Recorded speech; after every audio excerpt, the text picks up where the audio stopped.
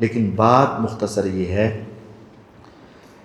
کہ ہمیں بڑوں کے مسائل میں نہیں پڑنا چاہیے، ان کے فضائل بیان کریں اور ان کے اختلافات کو اللہ کی سپرد کریں، ان کے حق میں اللہ سے دعائیں مانگیں، ان کے لیے غلط کلمات نہ کہیں۔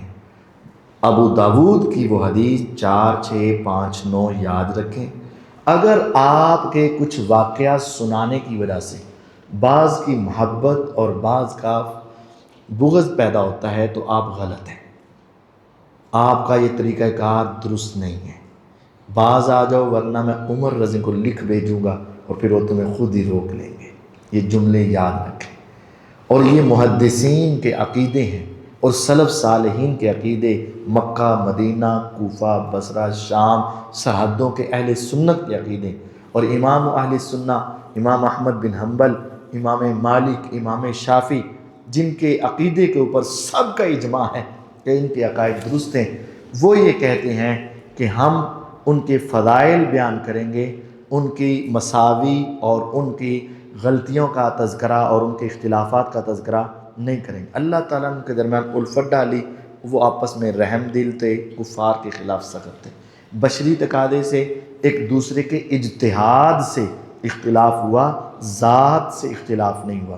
اگر بعد میں موقع ملا تو وہ ان کے واقعات سنائیں گے اور پھر آپ سمجھیں گے بھی کہ ان کا اختلاف اجتہاد سے تھا، ذات کے ساتھ اختلاف نہیں تھا۔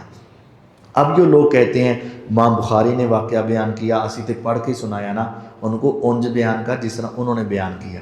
تو بیان کرنا ہے اپنے طریقے نا، تیرا انداز، تیرا استدلال، تیرے وہاں سے مسائل اخذ کرنے جو ہیں وہ تیرا فہم ہے، محدثین کا فہم نہیں۔ محدثین نے جس فہم میں جو واقعہ بیان کیا، آج تک سارے محدثین 1400 سال تک یہ پیش کرتے آ رہے ہیں، لیکن کبھی بھی ایسا ہمیں ان کے خلاف بیان ریکارڈ کروانے کی ضرورت پیش نہیں آئی۔ تیرے خلاف کیوں ضرورت پیش آئی؟ کیونکہ تمہارا انداز، طریقہ کار، استدلال اور وہاں جو تمہارے جملے ہیں نا وہ قابل مواخذہ ہیں۔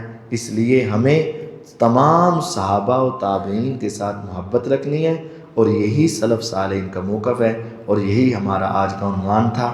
الحسن اسلامک سینٹر